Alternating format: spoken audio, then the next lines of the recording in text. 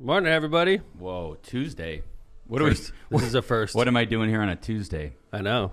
That's like 2 times a week I have to wake up earlier than normal. Like, wake up to an alarm.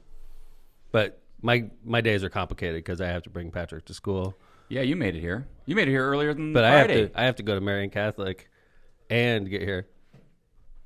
You got volume. You got volume. That's what Lindsay was yelling at me about. You got volume. I do not. So, welcome back, everybody. She's telling Left me of Center podcast. This is WTF Happened Part 2. Season 1, Episode 2. There is no Season 1. It's just Episode 2. Initial season. Inaugural season. I'm getting guests. I'm like lining guests up We're for our going to talk about that later. It's going to be exciting. We got some good guests lined up. But we the have funny an extra thing mic is, here, it's just not being used. but they're like, oh, how many shows have you done? I'm like, 1. It was really good, though. Somebody said, can I get it on Apple yet? I was like, well, Yeah. we're 1 in. We got, after another 20 shows, we could probably do that. It was a lot of fun Friday. What's the goal on that, John, for that downloading on Apple? I'm going to be signing up this week. So Whoa, John's got a microphone.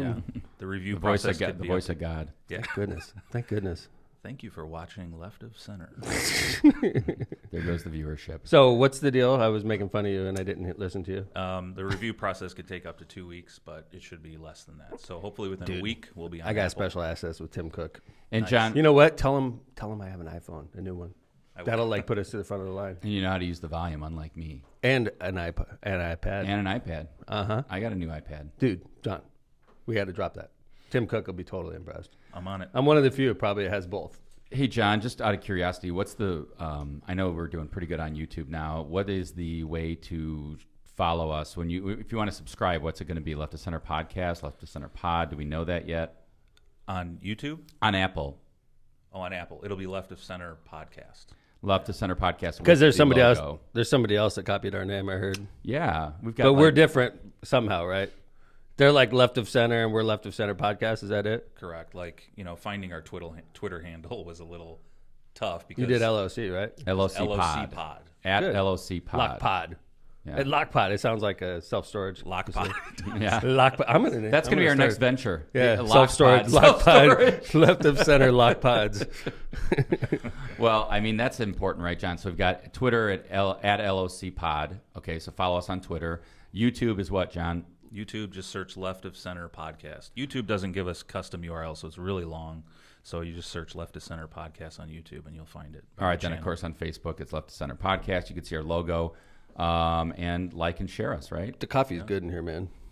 Thank you to Lindsay for making that. Good job, Linz. And to the, what is it called? Keurig we have outside. It's a good Keurig. Yeah, I could it drink is. that with no cream and sugar, which is nice. Look at you.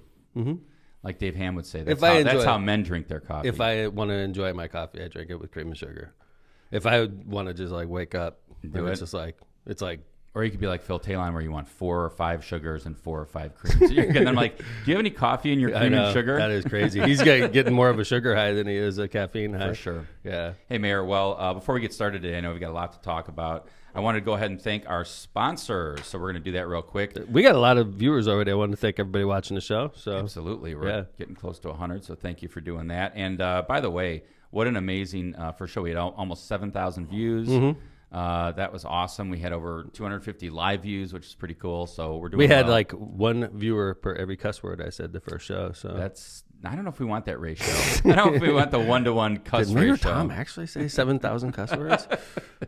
It was close. Our sponsors, I think I was a little over the top first show.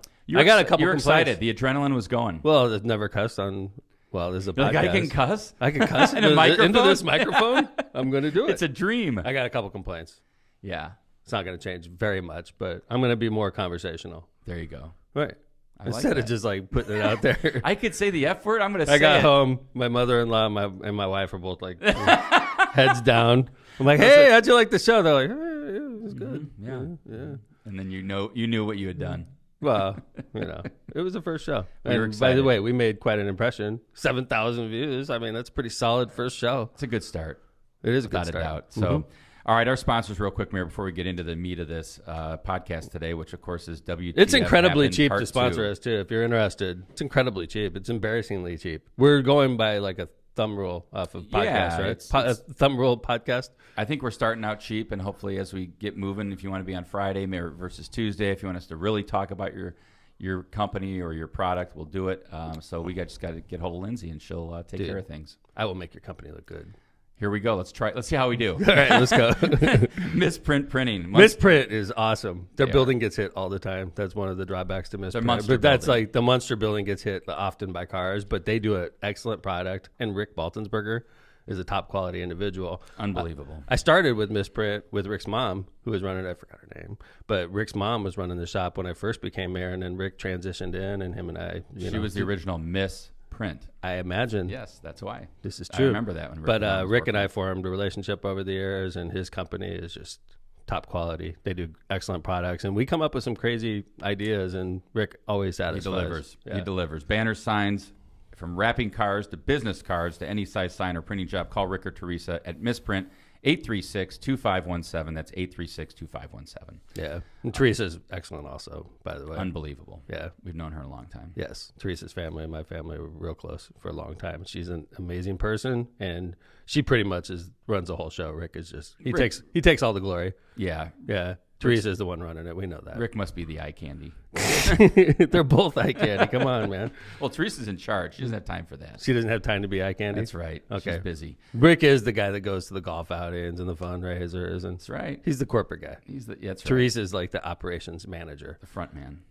Yeah, there you go. All right. Well, how about this one? Rapid Fire NWI in Griffith. Did you sign up yet with your coupon code, which is Mayor Tom? No, I have not, but I'm going to. At Rapid Fire. I want to fire upon some of my staff members. You're like, I'm inviting the following 8 people to the You're on the other team. You're going to be shot at by Nerf guns. It's going to be me, veterans, and police officers on one team, and we're like going after the people that pissed me off on the other team. We're going to invite so-and-so and so-and-so. Kevin's going to be on the other team. Yeah, what the hell is going on? I was just thinking that. I was like, I'm going to get an invite to Rapid Fire NWI in Griffith. And we all have like night vision goggles and shit like that. And I'm just left out there running away. Number one is number Naked one. and Afraid.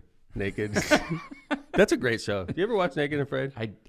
On occasion. I know I don't have to ask Lindsay because she grew up in my house. John, you watch Naked and Afraid? I don't. What? No. Thank you, John. It's an excellent show. It's good. I like the title. You do see a lot of ass. Well, that's not why I would watch it. I mean, I like most of the ass you see is bad ass. It's usually a guy.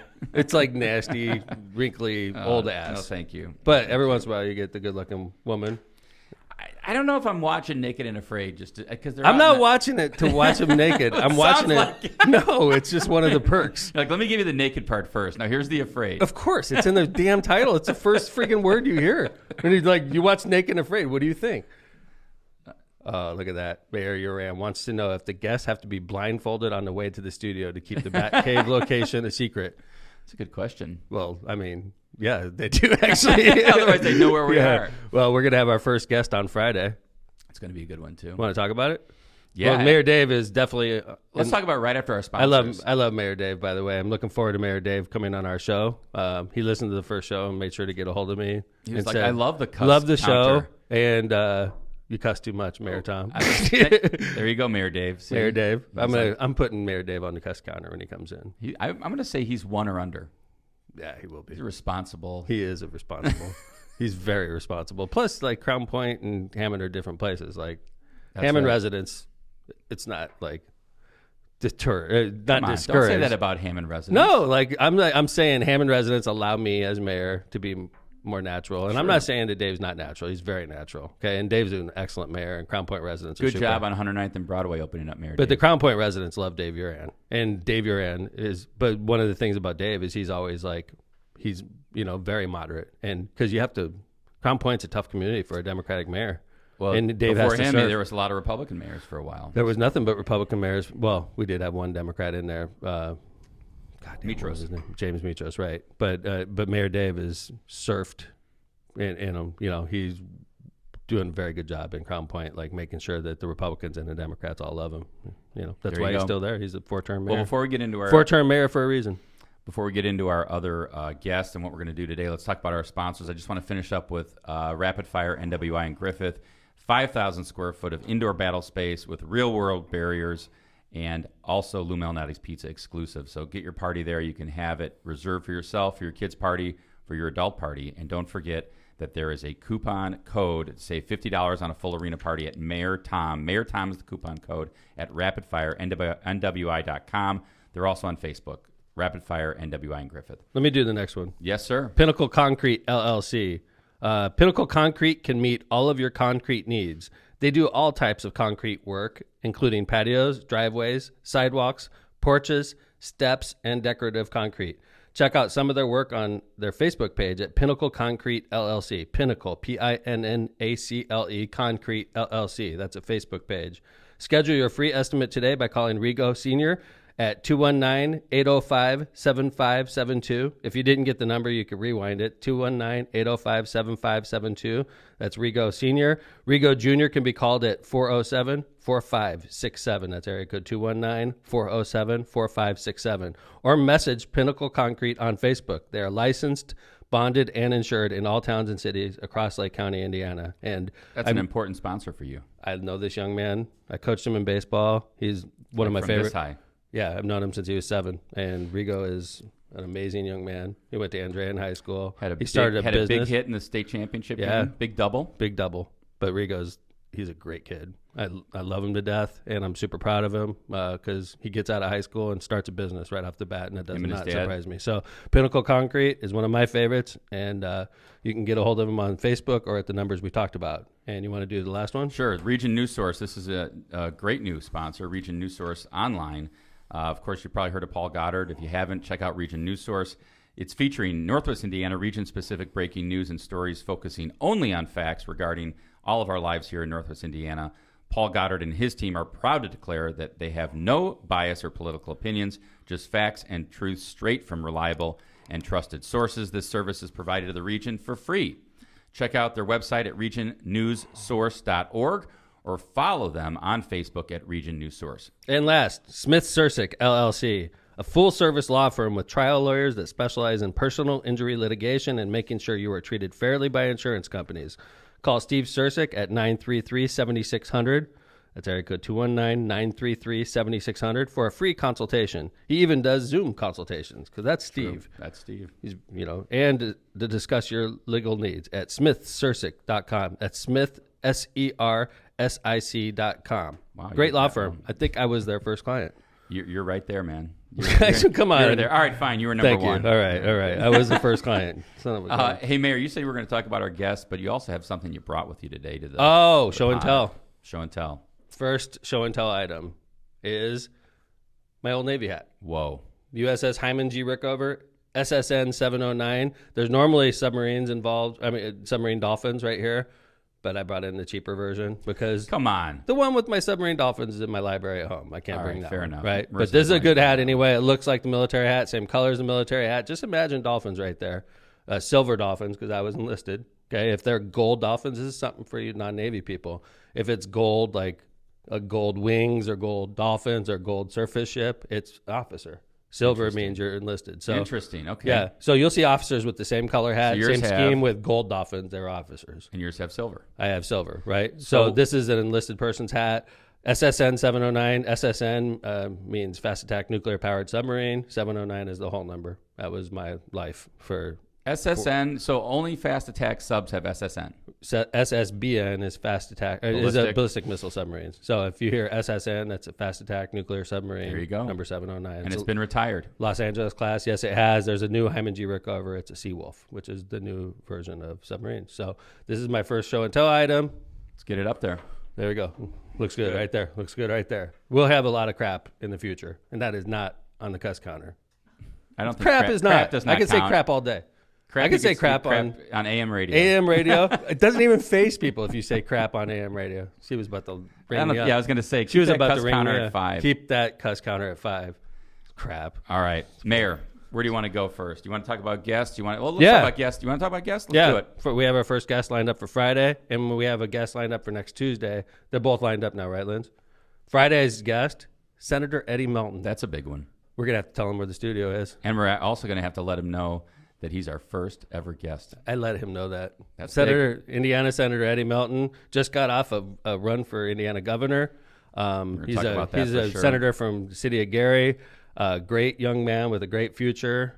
going to be the first guest on Left It's to Center. pretty exciting. I'm really excited to have Senator Eddie in here. He's a great guy, a lot to talk about. Dude, and I'm going to get, he has a football background. Absolutely. Right. And I want to talk to him about, see, the thing is, I want to like get to know Eddie, not like Senator Melton. I want to get to know Eddie. You're going to get to know him right here on Left to Center Pod. But like, I want to know like what music, like have him pull up his playlist. I've seen him on Think about that, Facebook. Eddie. Have your playlist ready. Okay, we got to get that in advance to John so he can throw some out. Get the playlist going. John's like, I don't know if I can do that yet. We can't. We'll get yanked that's on right. there. No copyrighted. Yeah. Damn, Kevin. Like, who's the lawyer in here, man? Well, I'm just trying to push the envelope. You do that would push the envelope right off. We're the right off the air. Yeah. That's a big one though, Senator Melton. All right, then Senator Melton is big. We'll have him list his playlist. Yeah, we'll talk about it. Like favorite artists, right? I think that's interesting stuff. And you know, Eddie's been very active this summer with a lot of the issues that are facing our country and state. So we'll definitely talk to him about that. Talk to him about Gary. Talk to him about being a minority member of the Senate. 41-9. I mean, minority in the sense of party. Yeah, 41-9. Super minority. Yeah, in the think Senate. about that. He's single digits. Right. How do you get things done in a body? Right. And how frustrating that must be. Yep. So and yet he was able to get things done like the casino, even being one of 9. He got it done. So we're gonna talk about that. And actually, we were going head to head. Not Eddie and I necessarily, but we were supporting different causes, issues, right? Yeah. And I took a lot of hits on that one. We're going to talk about it. Good. But Eddie's a great first guest. I'm excited about Eddie. Me too. Coming in. Looking forward to Senator Melton being our first guest. So we got that lined up. And then next Tuesday, 1 week from today, we have an amazing guest. He's the first Republican on Left of Center. Whoa. Yeah. Well, then that's got to be somebody important. Tom McDermott Sr. We're busting out Senior. We're busting out Senior. He's always a lot of fun. In case of emergency, break glass. Dad? Can you make it on our podcast? That's right. Tuesday? We're desperate already. We're busting out Senior. Senior's coming in. I'm telling you right now, I'm going to screw with him. Well, it's going to be fun. Don't screw with your dad. He's not watching or listening. He's a good guy. Well, Dude, he doesn't know. have He's like, Facebook. what's a podcast? Like, exactly. We're going Right? to ask him to, hey, Liz, Dad, did you subscribe I'm tearing his ass up. Think. There you go. He's like, I'm tearing him up. Don't do that to him. Oh, I am. No, but like, it's going to be funny because that's what we do. Politely rip each other. It's going to be fun with that. It's going to be fun, but he has no clue. Senior's good. I want to talk to him about his hip. I want to talk to him about Oh, his... my God. That should be down here. It's going to happen. Oh, he's adding it to the list for next year. Senior's hip issue. Tom Senior, just to show you how, like, that was, just to show you how screwed up that whole election cycle was for me. Dad was definitely... He was down for the count for a while. Yeah. We'll talk about that. And then we'll talk about the 10 factors that I just added 1 to. Mm-hmm. Awesome. So, right. like, last show on WTF Happened Part 1, we talked about the 10 factors, and I just added 1, the 11 reasons I lost the election, right? 11 reasons we came up with that you lost the election. Right. First off, I want to start off. I forgot one, and it's disrespectful not to say it. Okay, so I just want to start off. Yeah. Frank's a good candidate. Frank was never a bad candidate.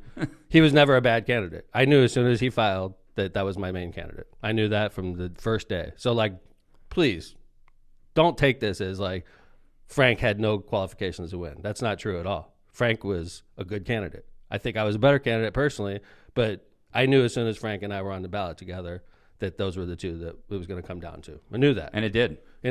Okay, so like I don't, just because I'm going through 11 reasons I lost the election doesn't mean that I don't think Frank Mervan was a bad candidate. He's going to win the general election. He's going to be our next congressman. There's no doubt in my mind. Okay, and I'm going to vote for him.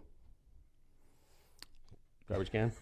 Like, I am going to vote for Frank Mervan. I'm going to vote for him, and I'm going to help him become the next congressman. And who knows what happens in the next 2 years? You never know. Maybe we become friends. You never know. There you go. But I am going to vote for Frank. And he is the most qualified to be the next congressman. And he was qualified the day he filed. I want to make that clear. Because I think listening to the last show, I don't want to come off as like, Frank sucks. There's no way he should have won. And maybe I came off that way, and I apologize if I did, okay, to Frank. Because Frank was a good candidate. I think that there's 11 reasons I lost, and that's what we're going through. But Frank was a good candidate. So, like, it's not like he wasn't deserving of the win. And, Mayor, you and Frank had a good relationship prior to the election. My whole career. We were friends. I thought we were. Yeah. I think I found out differently during the race. Because I don't think I could ever be friends with somebody I think is a racist. I don't think I can be friends with somebody I think is corrupt. I don't think I can be friends with somebody I think is a bad person.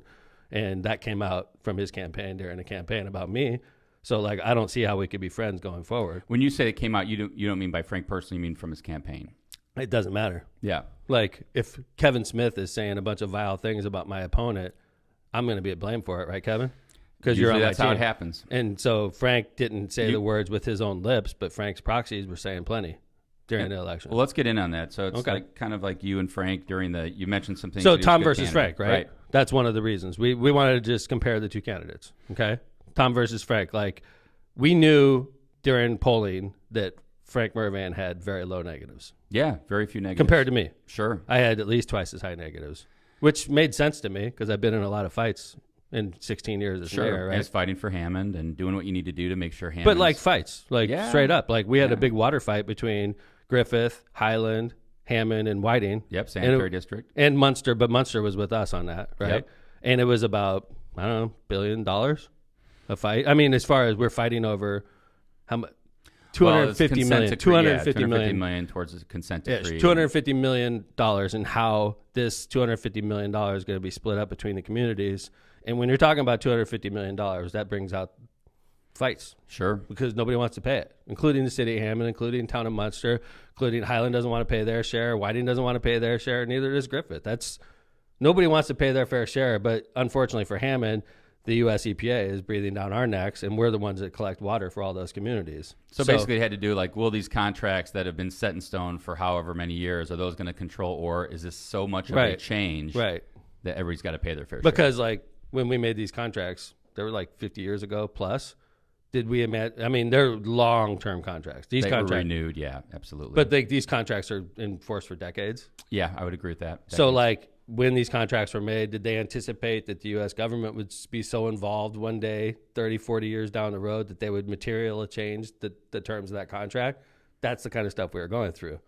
And technically, Hammond got sued. That's right. By our neighbors. Because I think on the last show I said we sued them. You did say that. At the end of the day, and I almost threw my goddamn Keurig coffee at you. Oh, that would have been. You didn't have. Well, all right. That would have been a good first show. It wouldn't have been. But like, we got sued by those communities, but it was because of, I'm not, obviously there was a big argument going on about how we were going to cover $250 million of needed upgrades at the Hammond Sanitary District. Yeah, I mean, I think we basically said, like, here's your new rate, or have a nice day. And they were like, well, we're going to sue you because we're not paying that rate. Have a nice day. So they said, okay. So anyway, as Mayor Hammond, I've been in water fights with communities. I've been in fights about, casinos. Sure. Oh, we're going to talk about Gary. Obviously, that was a big fight, protecting Hammond's casino advantage. Trying to, and that's something we can talk to Eddie about, right? Griffith a little bit with the township, stuff like that. Township with Griffith. Yeah. Although I supported Griffith's move into the township. I didn't initially, but I ended up coming around. But that didn't help, right? Sure. So, I mean, basically you've got that. I mean, you've got a record as mayor. And as mayor, you got to fight for your town, your city. And that, of course, means you have a record. But you've been around for a while. How about 16 years. When, as a mayor or as a trustee, who pisses off more people? I would think a mayor. I mean, what does a trustee do to piss off people? I mean, I guess if you get your benefits denied, if you can go in there but and say, that's all statutory, right? It's not like, there's no discretion, like, from the person. Like, I'm assuming there's an application process. Like, right. And if you and I are lucky enough to be in a position where we don't need those benefits. So if you and I walked into the township office, I would assume they're going to say, hey, Kevin, we can't help you with your mortgage this month. Right. Or I can't help you get buried for free. Of course, I wouldn't. So, like, dead people aren't going to get mad if the cemetery lawn's long, right? I guess the golf course, like when you shut down a golf course, or if you like make it cart path only, you piss off some golfers, right? A couple guys that want to. But like mayors, unfortunately, it's a lot more challenging job. And that worked to Frank's advantage during the election, I think. Especially after the 1 month advantage.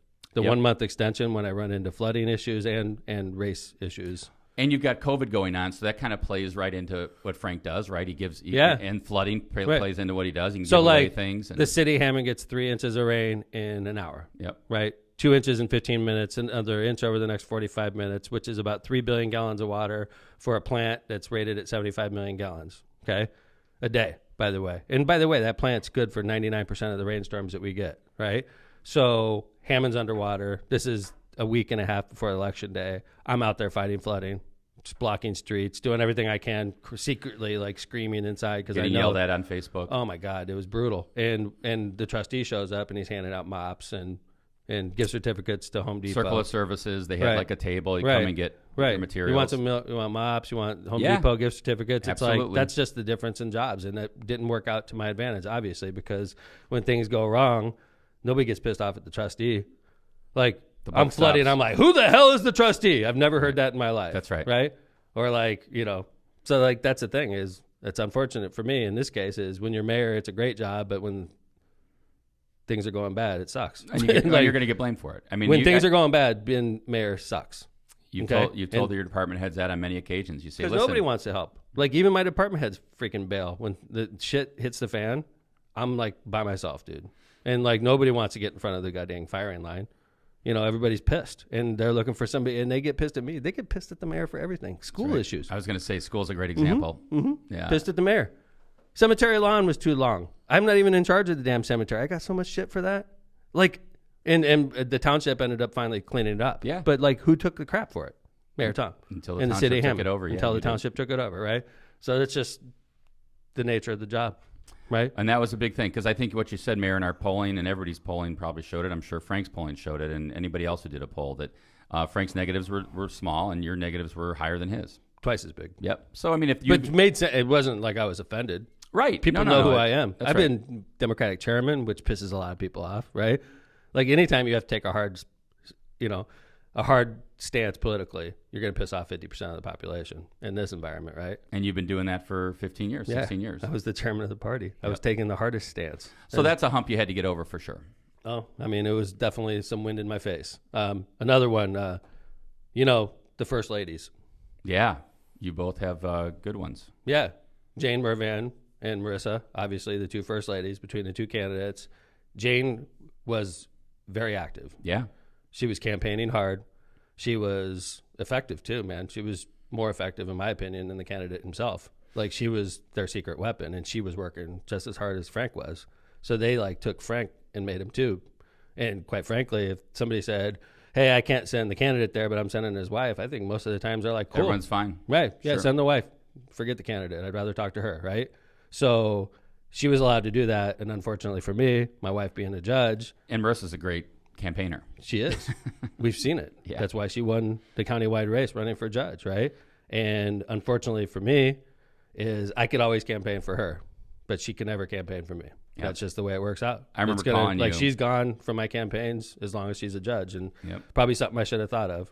Well, I mean, even if you would have thought of it, I mean, the answer is, you can't do it. I remember calling you one time during the campaign, probably, midway or early on, and saying, look, how can we get Marissa out there? And you're like, Kevin, I don't want to bring it up. We're not doing it. Can't do it. Well, people are looking to screw Marissa. Sure. We learned firsthand. Yeah, we did. Okay. People are like going out of their way to find a reason to screw with Marissa as judge. And the Judicial Nominating Commission does not take that stuff lightly. So we toe the line, Marissa and I, with her as judge. We toe the line. We don't even blur the line at all. Because if we blur it at all, somebody will knock us for it. Yep. Okay? So, like Marissa showed up to the count party. That's about all she did in that race, which sucks for me because Marissa's a great campaigner and people love Marissa, and she would have been effective for us. But yeah, I mean, I think you were left with, I know Marissa's watching me out there. Yep. Hey, Marissa, and that was too bad because you're right. Jane was effective, and Jane was effective. Good job for Frank. Mm-hmm. Yeah. So like that was you would like double the candidate basically when you have a first lady that's allowed to campaign, and Jane's allowed to campaign because she's not a judge, and Marissa was not, which sucks. That's it. That was definitely a factor. And one other factor with Tom versus Frank before we move on to the next issue, Frank had, and this is something I was chastising him for, and within our campaign, and it turned out to be probably one of the more effective things he did was, I always rely on volunteer help with my campaigns. It's one of the things I'm really proud of is I can get an army of volunteers to show up and help. And we crank out like 30,000 letters. We crank out all this stuff with my army of volunteers, right? Mm-hmm. It's something I'm super proud of. Yeah. My campaign is all volunteers. There's nobody making money working on this campaign. And then Frank, I noticed, had just paid staff. He would have like 5 people that were paid staff on his campaign. And I was like, that's weak. Like, why would you want to have paid staff when you could just have volunteers, right? This is pre-pandemic. Then the pandemic hit, and my volunteers went home. And, like, I didn't have anybody. By the way, we also are running a city on the side. So, that's like, right. I'm the mayor in a pandemic trying to deal with a pandemic, and we really didn't have an active campaign headquarters during the pandemic. The one thing I don't want to do is there were a lot of people that came, and were a lot of people that did a lot of work at campaign headquarters. The issue was... I wouldn't say a lot. I mean, there were people that came in. Well, yeah. It was not active. Not as active as we would have wanted it to be, and not as energized, I would say, for sure. Not even close. Yep. Yeah, so I mean that was definitely a factor. I mean, and like you said, you're trying to like. I know that there are people who volunteered, Kevin, for sure. But during the shutdown, we were dead, man. It was hard. I mean, and then once they bounced the election back another month, I think people were like, "Okay, we got another month. We're shut down. And we've got this." By the way, like people were scared. Yeah. Right. Like, oh yeah. There was still not everybody was still wearing a mask at that point. It was still like controversial because Trump was saying, "Well, kids don't get it, and you don't need to wear a mask." So we're hearing that kind of rhetoric from DC. And there were a lot of people that were saying, "Hey, can I do anything from home? Can you, right. and that's just, it's hard. It's hard to coordinate. But like doing things from home doesn't really help without the campaign because nobody sees you doing that from home. We appreciate you doing it from home, but like part of like the energy of a campaign Look is at all seeing, the people. God dang, seeing Nicole over there or seeing Sharon over there cranking out thousands of letters, and you're like, God damn, what am I going to do? I got to crank out some letters too because look at what she's doing, right? And we didn't have any of that going. And it turns out that Frank's decision to hire paid staff was huge because during the shutdown, they were working. Cranking. They were working. And during the shutdown, we were running the city and not really campaigning, which ended up hurting us big time.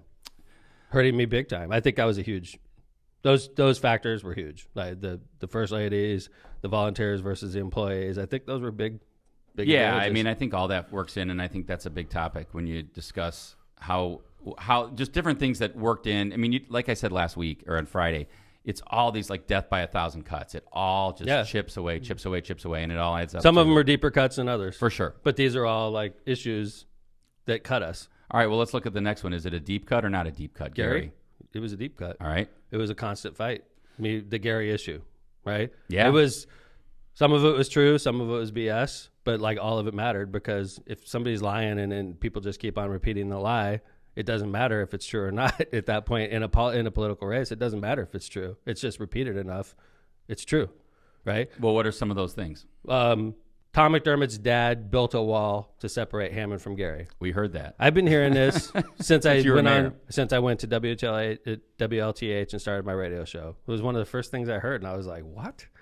So I educated myself on the topic, okay? We're talking about Hammond's 165th Street, where it crosses into Gary. God dang it, I'm going to guess again. 12th Avenue-ish? Yeah, it's something like that because it's like 165th in Hammond. Right, so 12th-ish. Yeah, because 169th is 15th, right? So, okay, that's why I guess 12th, yeah, right? It's around so there. anyway, a wall was put up in the late 1970s. When you say a wall, it's like a mound. No, right? it was blocked, and then it's like bricked in now. And it's literally like a blocking in a tunnel that prevents anything from flowing through. It prevents water from flowing through right now. So if you look at the water buildup in Gary now, you'll get feet deep of water on the Gary side, and it's bone dry on the Hammond side of the Klein Avenue tunnel there, okay? So that wall was built in the late 1970s. That's a fact. Before your dad was mayor. My dad didn't even live in Hammond in the late 1970s. We lived in Dyer on Devonshire Lane in Dyer, Indiana. My dad moved to Hammond like 2 or 3 years later and ran for mayor. He moved to town in like 1981 and ran for mayor in 1983 and won. That's a fact. But that doesn't stop this lie from being repeated dozens and dozens of times by people like Verly Suggs, for instance. And people, like that, she'll say it 1,000 times. And she knows damn well it's a flat out lie, but she'll still say it, right? But total bullshit. The wall being built by Tom McDermott Sr. is total bullshit, all right? And when people repeat that lie, it's just a lie. And it pisses people off in Gary. Oh, you walled off your city. Right. No. Why'd you do that? Then why don't you tear it out? I'm like, okay, I've had that tunnel blocked for 50 years, and I'm supposed to come along as mayor and say, tear that tunnel back out, right? Let's have all that water flow right into my neighborhood. All that water from your Superfund site flow right through this Hessville neighborhood. That's a great idea, right? You'll get reelected. Right. So the wall it's a bullshit issue.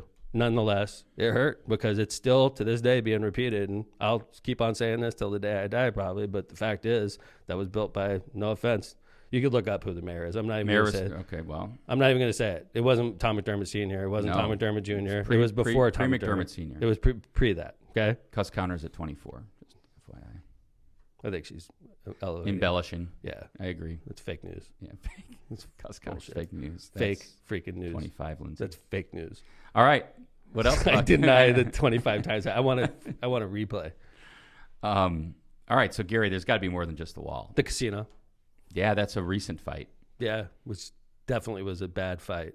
I got a lot of cuts on that fight. Yeah. Governor Holcomb was mad at me. Obviously, the ownership of the new. They were not happy with you. Well, I mean, I brought up the plane flight between Rod Radcliffe, who has since been in.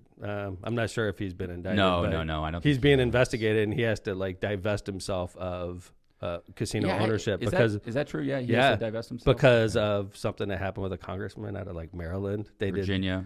They did some type of improper contributions, and I know he's divesting himself. Mr. Radcliffe, who was the owner of Majestic Star, I think he's divesting himself of the Gary property. I'm not exactly sure. Yeah, I don't know. But anyway, that was a bad fight. I got a lot of residents of Gary mad. I definitely got the Northwest Indiana delegation from Gary mad at me.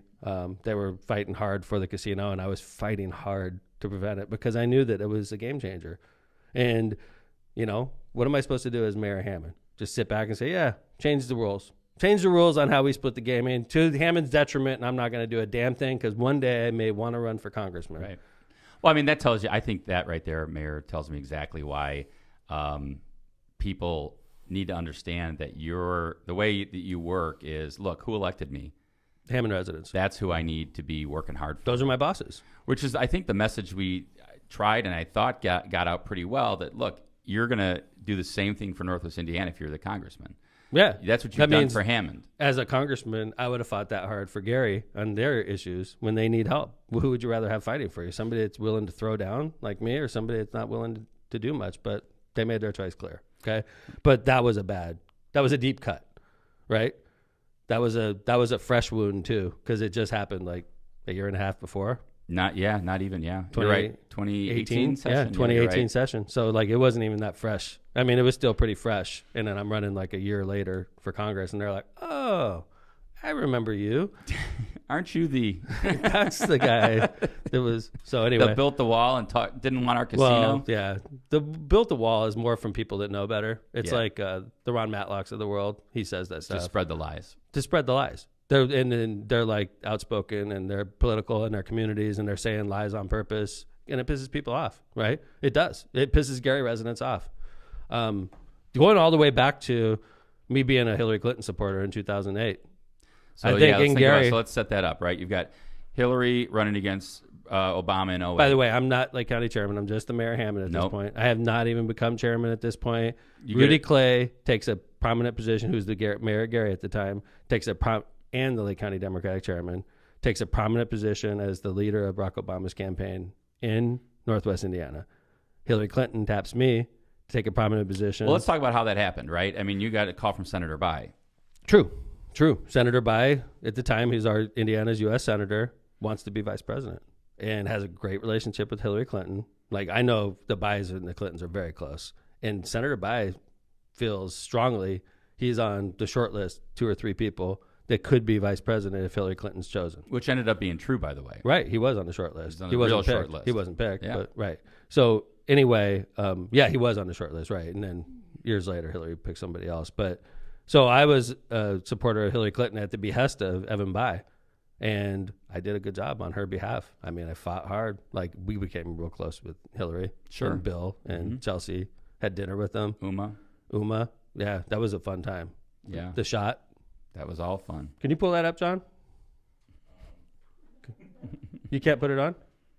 I can look for it. Why don't you? The shot. The shot. It's at Broncos Bar. You can pull that up, right? He's going to look for it and see what we can do. Could you put that on the screen? We're going to look. Let me look for it. Let me try. Broncos, keep going. Right. But no, like, so basically going back to, obviously, at the time in 2008, City. And hold on, I want to. Yeah, it'll be on there. There we go. Yeah, there it is. Well, pull one up with me in it. Oh, that's remember those guys? There it is. That's the one right there. Bam. I was in the famous picture. The famous picture is the one right underneath that. John, is that on the screen right now? No, we can't get it up. You can't? Not right now. Why?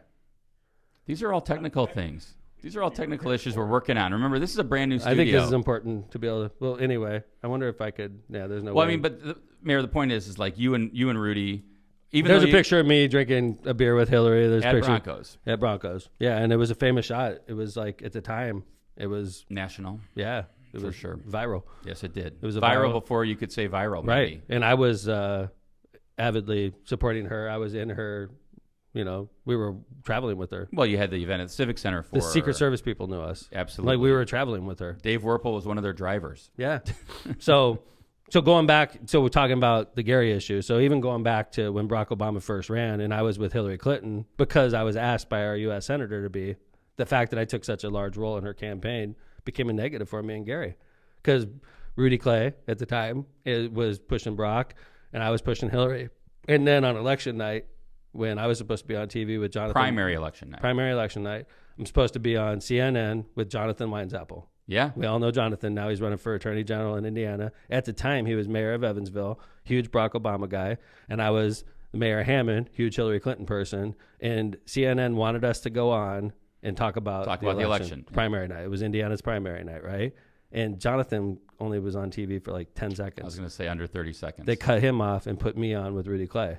And then Rudy and I had what ultimately became known as the mayor fight on the Daily Show. Jonathan Stewart's mayor fight episode. Yeah. And we had the mayor fight at the time. It was a big deal at the time. Like I embarrassed Rudy on national TV saying basically you're holding the vote on purpose.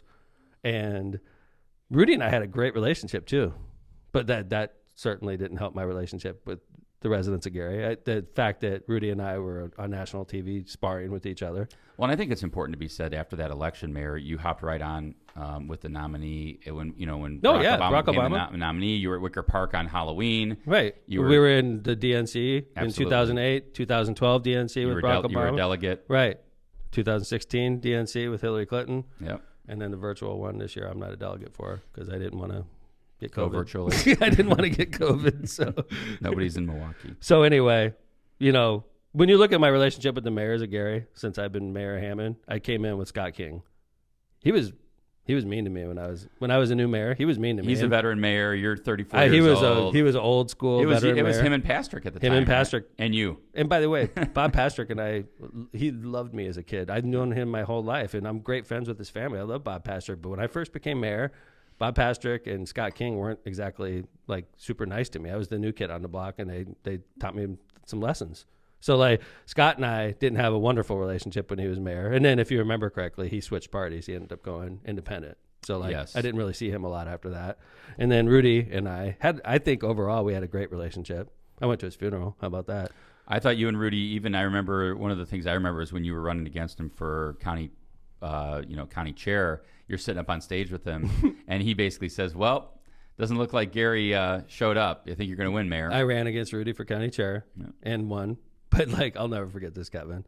So I'm up on stage and all of our votes are piling in and we're feeling good, right? Yep. And Rudy, you could just tell he was like, phew. And it's not easy. I've never heard of a sitting chair really losing It was the first time, I think, in my opinion, in Indiana history that a sitting chairman didn't run for re-election and win because the odds are in your favor totally. The process is in your favor. Yeah, you could appoint your own voters basically, right? Yep.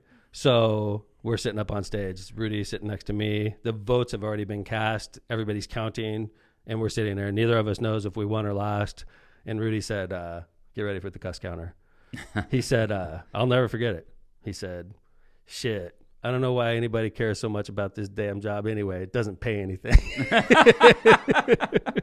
I'll never forget it. That's such a Rudy. I was like getting ready to be all excited about winning. He's like, shit. I don't know why anybody gives a crap about this job anyway. Like, it doesn't pay anything. And as I learned when I became chairman for the next 5 years, it doesn't pay anything. In fact, it sucks you dry financially. Like, if you're going to be a good chairman, you're going to end up coming out of your back pocket. And if you're not going to come out of your back pocket, you're not going to be a good chairman because county parties don't make money, especially in the modern day. Money. They lose money. They lose massive amounts of money. Everybody expects everything from you, and they want to give nothing.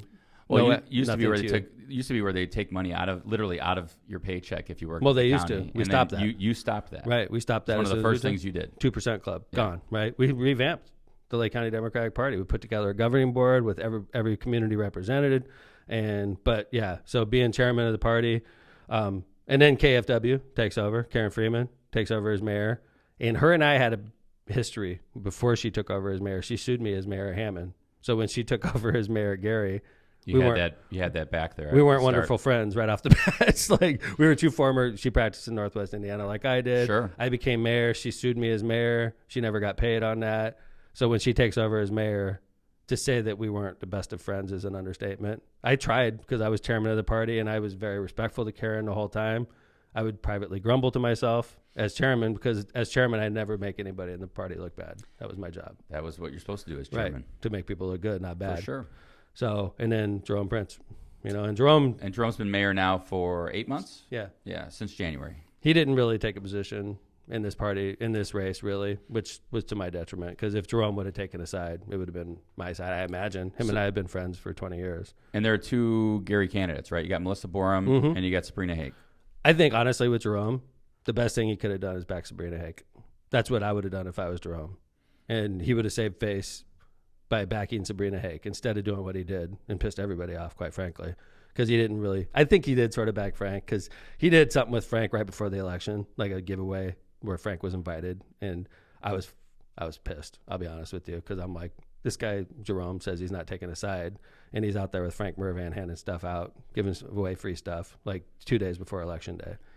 I think, what about like the Melissa Borum issue? I mean, Melissa, she really actually was a Maryville resident, if I'm not mistaken. Yeah, Melissa's childhood helped her a lot, because she grew up in East Chicago. Right, that's right, East Chicago. Went to Maryville High School and moved to Gary. I think your dad was a teacher. What? I think wasn't her dad a teacher? Oh, yeah. Right? Yeah. Well-known kind of. Yeah. So you have a young lady from East Chicago, and she's related to like Lonnie Randolph, Senator Randolph, and so she knows a lot of people from EC and grew up there. Moved to Maryville, went to Maryville High School, developed contacts there, and then just recently moved to Miller and Gary, so could claim I'm a Gary resident. Yep. Young African-American professional woman, lives in Gary with the background in Maryville and East Chicago. Of course she was a good candidate. But like, so with Jerome, we look at Jerome, in my opinion, if I were in Jerome's situation, I would have backed Sabrina, because Sabrina was on his transition team. Sabrina Hake campaigned for Jerome Prince in a contested primary and was actually the what is that called when you're the announcer of I'm missing the word right now. MC. Thank you. She was the MC of his transition team, and basically introduced everybody when Jerome first became mayor in the inaugural. She was the MC. She was on the transition team. In fact, she put that in her literature. In fact, that day when I saw Sabrina up on that stage, I was like, damn, Jerome's going to back Sabrina because she's on his transition team. Why wouldn't he back Sabrina, right? So do you think that was the reason he just stayed out of it in general? Is like, okay, I know. I don't think I would make the argument that Jerome didn't stay out of it. I would make the argument. All right, let me rephrase that. He didn't endorse. He didn't endorse anybody. Right. We all agree on that. Okay, but his actions, like his people were with Frank, like his top people were with Frank, right? And honest to God, I was frustrated about that because Jerome and I have a relationship. Well, we haven't talked to him. He hasn't called me since Election Day, so I guess we weren't that good of friends, right?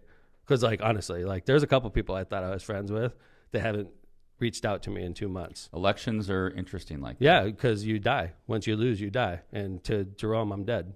So, like, he's like, I don't even need to reach out to this guy anymore. Well, still I'm sure you guys still have issues between the cities that you have to deal with, right? I mean, Gary and Hammond. We do. I mean, if something comes up, we'll talk. Sure. I'm sure. But, like, I think that friends reach out to other friends. But you haven't talked to him since the election. Like if Jerome lost his election for mayor, I would have reached out to him. Sure. I've known the guy for 20 years. Sure. Right? He hasn't like texted, reached out, nothing, which tells me he doesn't like me or there's something Maybe I did. I'll hear from him soon. Well, anyway. So anyway, I think Jerome should have backed Sabrina, who I like, by the way. I like if there's one person on that, there's 2 people I liked on that stage that ran against me. I like Melissa Borum. I do. Yeah. Her and I were friends before. I was frustrated with her, but I liked her.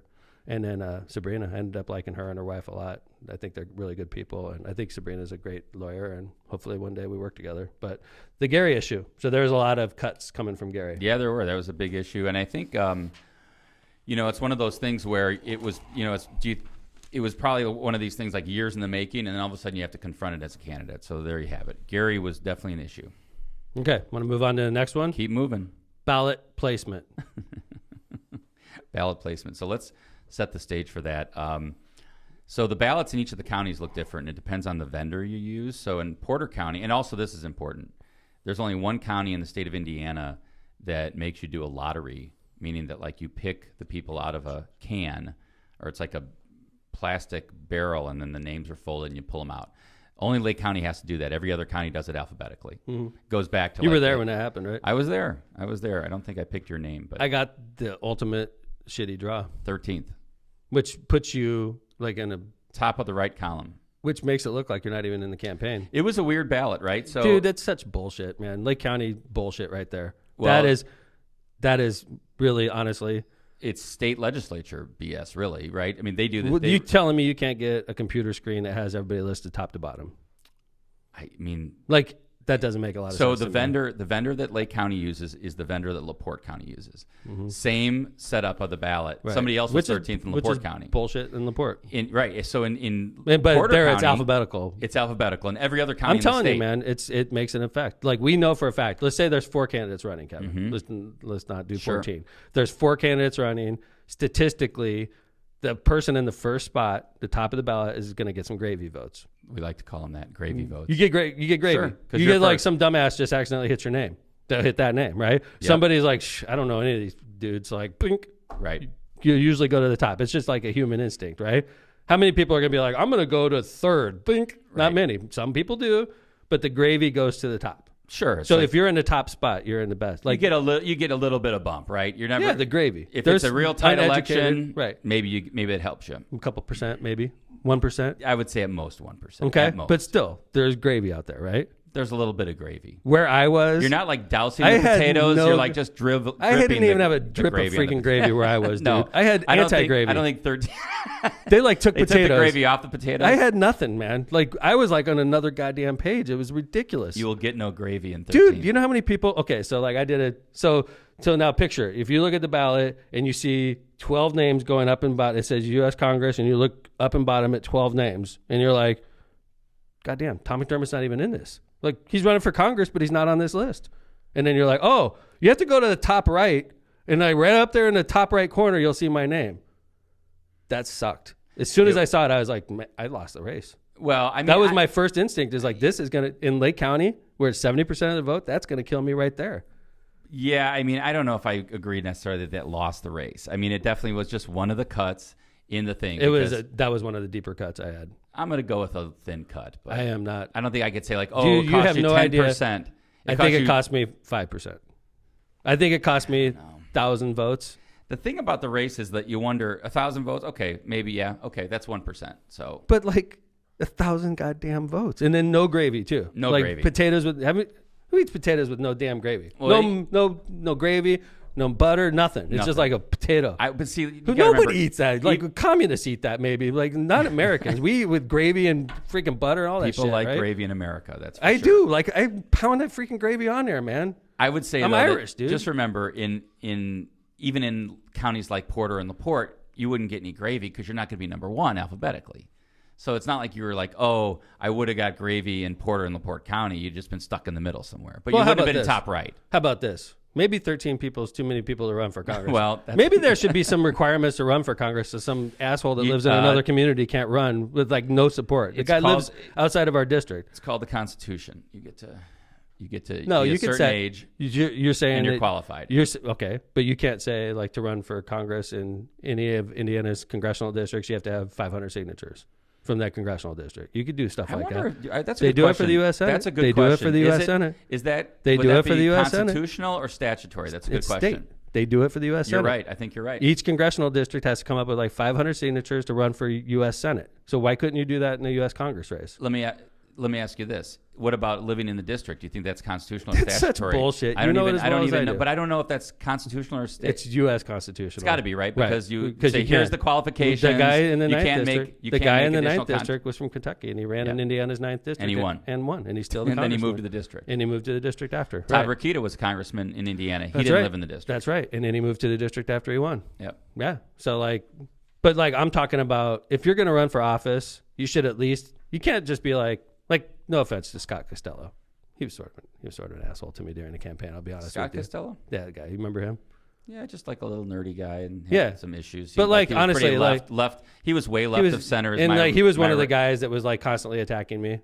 And as it turns out, he didn't say 2 words about Frank. He said it all about me. But what I'm saying about Scott is the guy didn't have much support at all. And if you force people to go out and get 500 signatures, that could bar a lot of people that would be like, what was that guy's name? Ryan? Oh, seriously, yeah. What's that guy doing in the race? He couldn't have got 500. Loved Ryan Farrar. I voted for him. He couldn't have gotten. I think you were thanks, one John. of 40 people. I'm blocking John. Well, you know what? He probably had a better ballot position, didn't he? He did have a ballot position. That's why I couldn't find Tom on the ballot. Dude, you know how many people told me they couldn't find me on the ballot? It's disturbing how many people told me that. Well, we hate to say that cost you the election, that's for sure. But all right, so ballot placement, we all agree, was totally screwed up. it was definitely not a. That is not right. 42 is not right. That is bullcrap. Fake news. John, help me out with this. Fake news. Thank you. I don't know. All right. Lindsay's doing a pretty good job over there. I'm with Lindsay. I think she's counting words like crap and stuff like that. Counting FCC rules. No, oh, really. FCC rules. Wow. That's then there's no way it's 42, is it? FCC, if you say, you can say crap all We're day. still beating viewers. Cuss By the counter. way, Viewers is beating cuss counter. Jed That's a said good thing. bullshit on WJOB. Twice. Right. So like that shouldn't be counted against me. Oh, and she ring me up. Bink. Right. See, I think I agree with. There was somebody last episode that said it didn't count towards my cuss counter because if you quote somebody, it doesn't count. So And like I when you just quoted quoted Rudy, somebody. Yeah, it shouldn't count towards. I agree. Cuss. I agree. Because you're Thank just you. quoting It's like someone. there's 10 of them. Easy. That's how I'm going to get away with cussing on the air. I'm just going to keep quoting people. Okay. So next issue, WJOB. Yeah. Yeah. WJOB. Our friends at WJOB. I've been asked this question about 150 times since I've gone off the air at WJOB because my show was on the air at WJOB for 15 years. You know, I had a period of time for about a year where Jim and I weren't on the same page. Right. But like for the most part, I've had a show for 15 out of the 16 years I've been mayor with open format, right? And then my show was funded with taxpayer money for about 11 of the 15 years. I'd say that's about right. And then You for and the I last were on 4 together years- like 4 years doing the paid for by the committee. And then we pay for it out of the committee to elect, Mm-hmm. which is like private. It's not taxpayer funded, which allowed us to have a better show. We could talk about politics. We could talk about whatever we wanted. Yeah, so if we're not spending taxpayer money. For those people that may not have listened to the mayor when he was on with Jed or with Donna back in the day, or with Vera even back in the day, you know, Jed would always say things like, hey, if you want to talk politics, we may have the mayor on after, but this is paid for by the city, so we're not going to talk politics. Right, and right, that kind of was you know, it really wasn't disconnected a little bit. The only time you ever heard about Tom McDermott on WJOB is if I paid for it. Anything good, okay? And then you would hear everything bad about me on Monday mornings, Monday afternoons, Tuesday mornings, of course, with Verley, Tuesday afternoons with Sam Michael, Wednesday afternoon with Sam Michael, Thursday afternoon with Sam Michael, and then Friday morning, they would be nice to us. We'd come on the air. I'd spend $25,000 to put my story out there, and then Friday afternoon, they would hit us again. So it's like if you go to a restaurant, let's say you go to a restaurant in Hammond because I'm a Hammond mayor. I go to this restaurant because the restaurant, it's got decent food, right? Okay. And I go into the restaurant and the owners hate me. Are you naming this restaurant? No, I'm just saying a hypothetical restaurant. Good. So I go into this restaurant and the owners hate me. And then the staff knows the owner hates me. So the staff is like super weird with me, right? And then they serve your food and the food's decent and you've been eating for a long time. But Everybody smiles. Everybody's weird. And then as soon as you leave, they start talking shit about you. And then they talk shit about your business and they make up stuff about you, right? And then you come back and they're like, hey, how's it going, Mayor? Welcome back. And then as soon as you leave, it's like, after a while, you're going to be like, screw this freaking restaurant. Yeah. I'm not going there. They treat me like shit. Like, why am I going to this restaurant if that's WJLB to me, a 15-year customer. I bet you out of my campaign, we spent $500,000 at that radio station over the years, right? And I'm part of the reason WJLB is successful is because our show was the most popular on the air, which I think really bugged the hell out of Jed. Our show would always get more ratings than him. It would get more views than him. It would have way more comments than any of his damn shows, right? I don't think he liked that at all. Because Jed is like, he's the guy. He wants to have the biggest show. He's got, He's the owner. Well, the judge, you would think his wife Alexis. Judge Dietlow is the owner, I think. But so, and then I would see my opponent Frank, who gets taxpayer funded radio show. And then he gets chosen when you say taxpayer funded, he had a trustee show for the township with the taxpayer money. Sure. And then he would get like freebies after the show because Dietlow would be like, "Hey, tell me about your congressional race." After the taxpayer show ended, I don't get any of the free stuff. Everything I'm doing is paid for, right? Also, Frank ends up like as a leader of NISA, like Northwest the trustee Indiana Security Alliance. Something. It was like basically the COVID response. Yeah, but it's like a bunch of police agencies and fire agencies getting together and talking about communications and how to better work together across. And then I got a trustee who has nothing to do with public safety at all. He has nothing to do with public safety, but he on WJOB is like representing NISA. I'm like, you're taking a congressional candidate during a congressional race and putting him on once or twice a week to talk about like police and fire issues. And I'm like, well, now it's Jed's choice to do that, right? It was Jed's choice to do let's that. put Let's Nissa put on. Frank. Yeah, let's put Nissa. By the way, as soon as the election ended, Nissa show went away.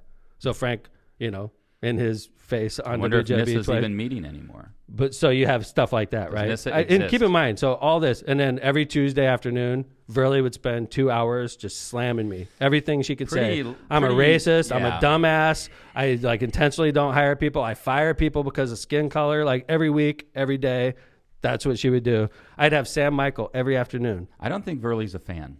No, she's not fair though. She's not fair. Like if you're going to be on the media, if you're going to be in the media, you should have at least some objectivity. At least act like you're objective. She doesn't even act like that. Great friend of Karen, you know, who obviously you and her Karen had Freeman. issues. Karen Freeman and I didn't She get would along. always come to the rescue of Gary and you know, versus you. And, yeah. And then Sam Michael, who's like lecturing everybody on like fiscal conservatism, lecturing everybody on like how dumb we all are, how dumb Democrats are, and how liberals are ruining America.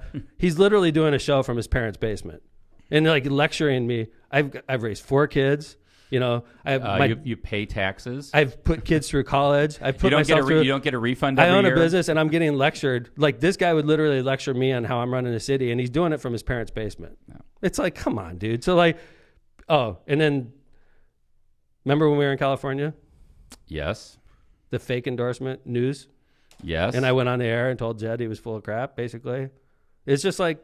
But like just pushing things, I think, in a way that even though he didn't have to come out like outwardly and say, you know, I'm for so and so, it seemed pretty like weighted one way instead of the other, I guess. Well, the final straw for me was when Roy Dominguez, who hasn't been on WJLB since, hadn't been on WJLB for years before that, suddenly buys like 2-minute advertising before and after my show.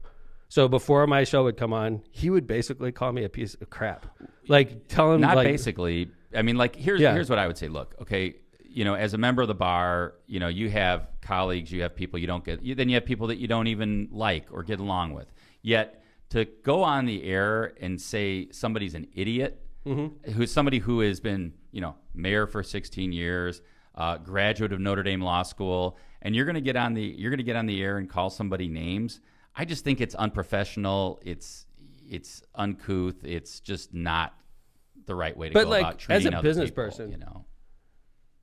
Oh, Jed and Verley discussed why I wasn't on the show today. It came from one of the callers. Let me tell you something. Jed talked about it yesterday. I was listening to it, and he talked about McDermott sent me a text on after his election and blamed me for the loss of his election, which is why he doesn't want to come back on the air. That's a bald-faced lie. Not true. Dude, I looked at my text. Jim, I have the text that I sent you, and I could give it to you if you want. I sent you a text on election day. The reason we waited till election day was because we knew you would talk shit about me, okay? So on election day, I sent him a text and said, hey, Jim, my campaign, and this is before we knew the results. My campaign is pretty much dried up. I can't afford the $25,000 a year to WJLB anymore. You have plenty of friends. I said, you have plenty of friends. That can fill the spot. Why don't you call Frank or Verley and fill the show on Friday morning? Okay, so I was being shitty about that, right? But like, I didn't want to go spend $25,000 at a place that didn't want my business. It's like, would you keep going back to that restaurant even though they treat you like crap? Who knows what they're doing to your food? And every chance they get to undermine you, they do. It'd be like if Jeff Strack, a friend of ours. Yeah, great guy. Right? Great Strack supporter Van of the city. Right. Awesome grocery store. And he's a supporter of WJLB. Absolutely. It'd be like if Jeff Strack, if D'Lo secretly hated Jeff Strack and wanted to undermine him, it'd be like right before Jeff Strack gets on the air, you have Jewel or Whole Foods. Whole Foods comes on and says Strack Van Til sucks. Their meats are old. Their prices are high. Their prices are high. Their vegetables and fruits suck. And then they don't fire people when they're supposed to fire people. And then like, hey, welcome Jeff Strack to the studio. And then he's like, man, I can't believe you played that commercial. And then he does a whole show. And then he gets on. They're like, another person comes on. Strack Van Til sucks. Strack Van Til this and that. Screw them. Blah blah blah.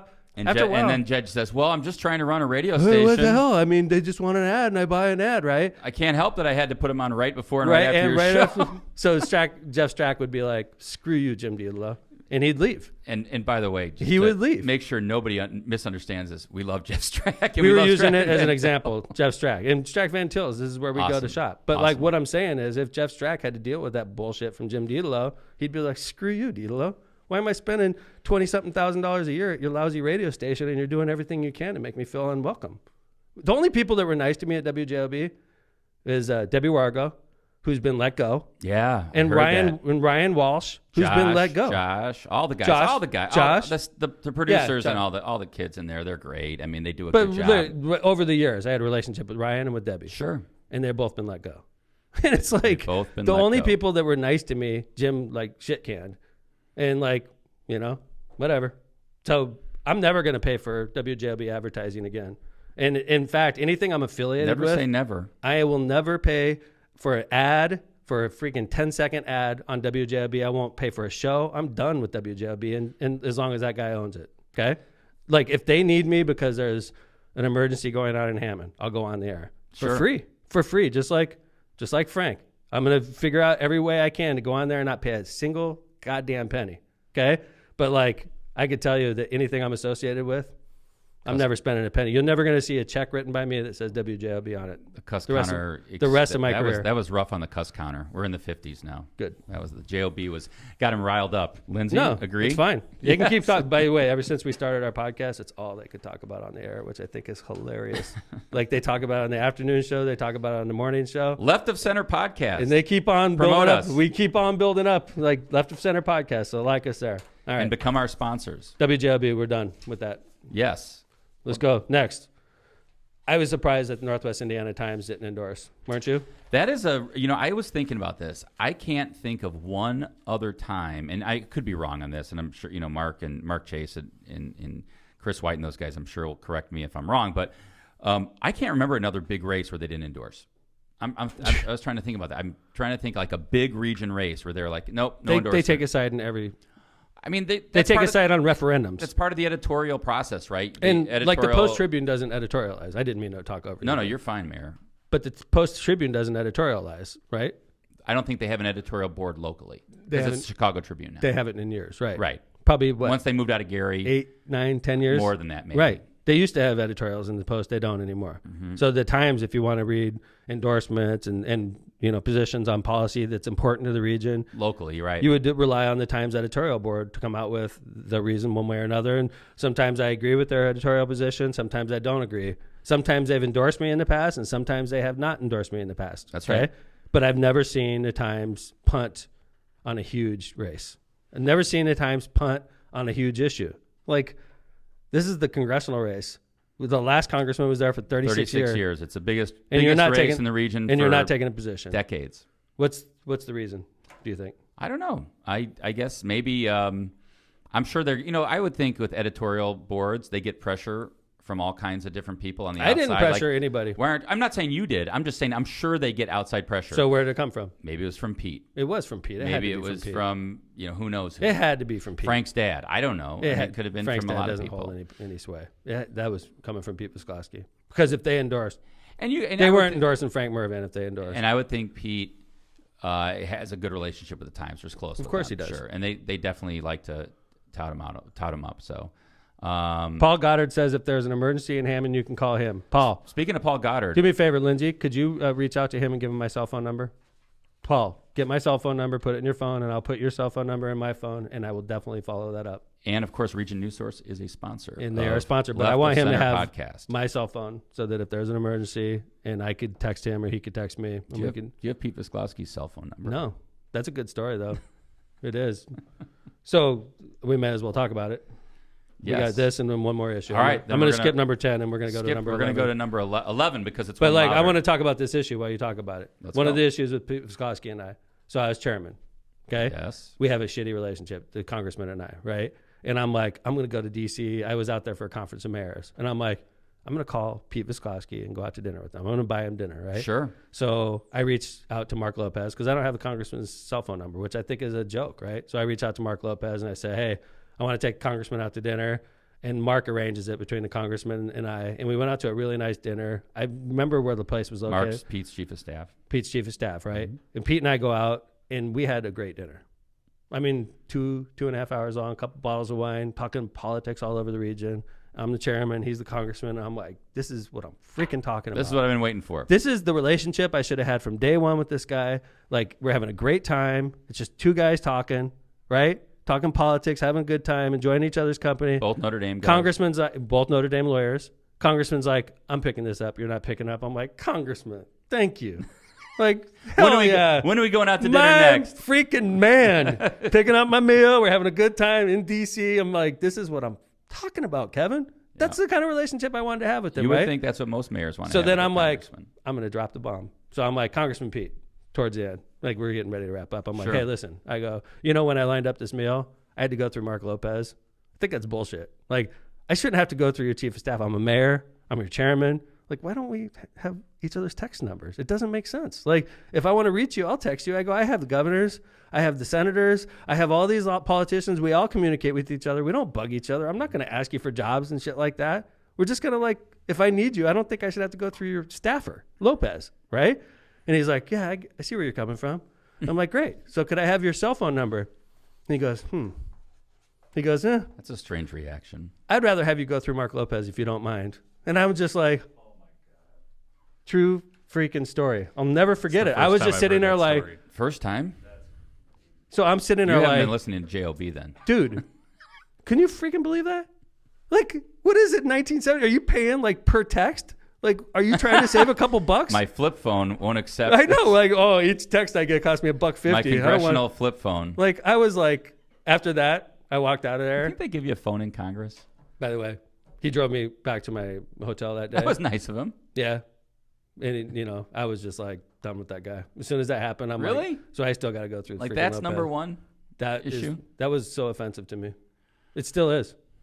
You don't think that's offensive? He's your congressman Kevin, until December 31st.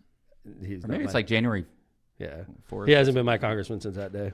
And then on that day, I said, I'm running against this guy. I just didn't. Never know got when. the chance. Never got the chance. He's lucky. I would have beat him. Well, Mayor. Last, Tom Sr.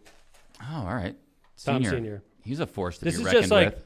Tom Sr. was like Marissa for me, somebody that's a positive, somebody that can get out and campaign that people like. He decides during the pandemic, because the pandemic is sweeping down upon us. I can't wait to talk to him about this on Tuesday. He's like, it was February, late February, early March. Yeah. And he's like, I'm gone. He has a place in Scottsdale. Mm-hmm. So he's like, I'm out.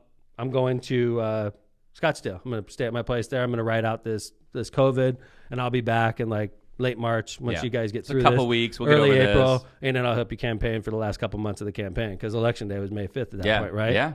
So, keep in mind, my dad's 72.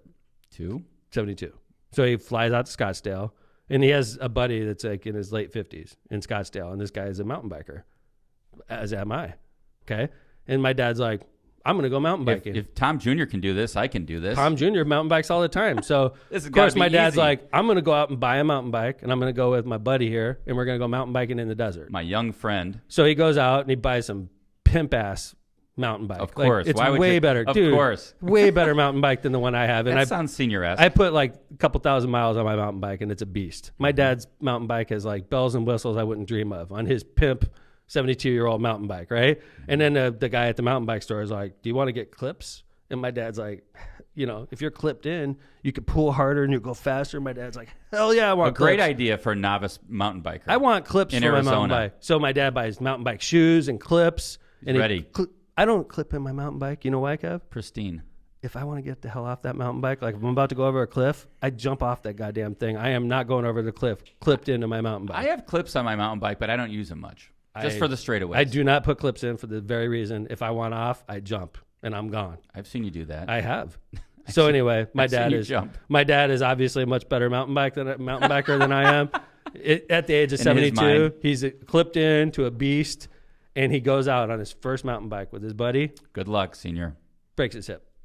First ride. That was a fun call. First ride. During COVID. During COVID, he has to go to the hospital and have an operation on his hip. Sounds safe. By the way, he's since got rid of the mountain bike. Really? But he was laid up in Scottsdale. Is it like when you buy like a boat and it just goes down in value like 80% as soon as you buy it? Dude, somebody got a good deal on that mountain bike. And of course, why give it to me? Keep it in the goddamn house. I show up out there. Right? Right? Give me a bike. No, got rid of it. But anyway, so he was out of commission March and April. It's like got 6 back, weeks. Got back in May. And when he hit the ground, He's ready. he was bitching at me. Yeah. God damn, Mervan's got signs everywhere. I'm like, yeah, welcome back to the Where have you region. been for the last thanks. 2 months? Oh, How's yeah, your we hip? knew that. Well, you were freaking convalescing in goddamn Scottsdale. We knew all about Mervan science. So. All right. We gave you 10 factors. I got it. Coronavirus. Pete Visklosky and the United Steelworkers. I was the perceived frontrunner. I was a proud moderate. Tom versus Frank's jobs. The Gary issue. Ballot placement. WJOB, The Times, and Tom Sr. I wonder how many that I didn't count. I should have been counting on my fingers. Those are 10 issues. 11 from that was Lindsay. 10 reasons I lost. So just wrapping this up, and I don't want to, this is the big question. It came up on Facebook a couple times today when I was watching, and right before we wrap up, Mayor, are you going to run again?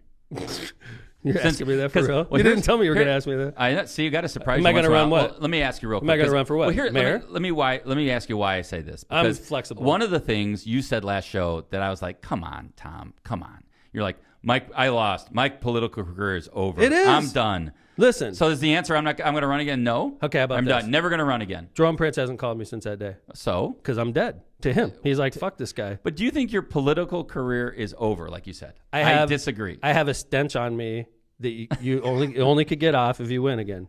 Well, I have a stench, like a dead man stench. Maybe that means you got to run. Like, I have friends in Cherryville who are like straight up, I thought friends. Like, even if I wasn't mayor, kind of people who would call me, haven't called me since election day. Do you think they're quote unquote friends? Are they nervous to call you? Do you think they're Would you? Would you? Well, no. Of course I would. Like, yes. my buddy loses a race, I'd be like, hey man, How I'm you really doing? sorry. Yeah. I'm really sorry about that. How if you you hear doing? Let's nothing, get together. If you hear nothing for 3 months, are they friends? No, no. So yeah, I think my political career is on life support. So the answer, I like that. He's coming off of dead. People- He's back to He's alive. He's back to life. Life support is not a good place. It's If better I than say- dead. I think I got a stench. It's hard to get rid of. Look at this. Linda Lawson says, "Never say never." Oh, hi Linda. Nice to hear you. Lieutenant Governor Talking candidate. about, by the way, yeah, she's a former Hammond representative. Many years. Linda Lawson. If anybody should say never, it would be Linda, because she retired, quote unquote, and then she was tapped by Woody To be our our lieutenant governor candidate, to be the yeah. lieutenant governor candidate. So Linda's both great. the last two lieutenant governor candidates I've been very close friends with, Linda Lawson and Christina Hale, both. And maybe we'll get Maybe both we'll of get him on. I'd like to get Linda lined up. Be Hey, great Lindsay, to get Linda on. Lindsay, could you get Linda's contact number? See if you can reach out to her, and we'll line her up as a guest on our show, in Good a future idea. show. Lieutenant governor candidate right here from the region. Hell, Hammond. yeah. We'll get Hale also, by the way. I'll Christina get both Hale's of important. them. Okay, and we'll see if we can get the big man, the gentleman running, Yeah. Woody. That'd be interesting. Dr. Woody Myers. Yeah, so. I think he meant Biden. Anyway, we did a good job, Kevin. That was a minute 20. We're done with WTF Happened Part 1 and Part 2. We did it. We made it through the election. It took us That's basically 2.5 hours. 10 reasons. So, like, if you ever ask me when I'm walking down the street, hey, Mayor, why'd you lose that race? I hope you have an extra 2 hours. No, 'Cause just it's say, please subscribe to Left to Center podcast. That's right. And you can listen for 2.5 hours at your leisure, I in think your it's car, on your drive down to entertainment. Indianapolis. I think Lindsay's cuss counter is a little off. 55 today. She's charging me with stuff that shouldn't be charged. And Linz, we made over I think it 160 should be on the like viewer count. if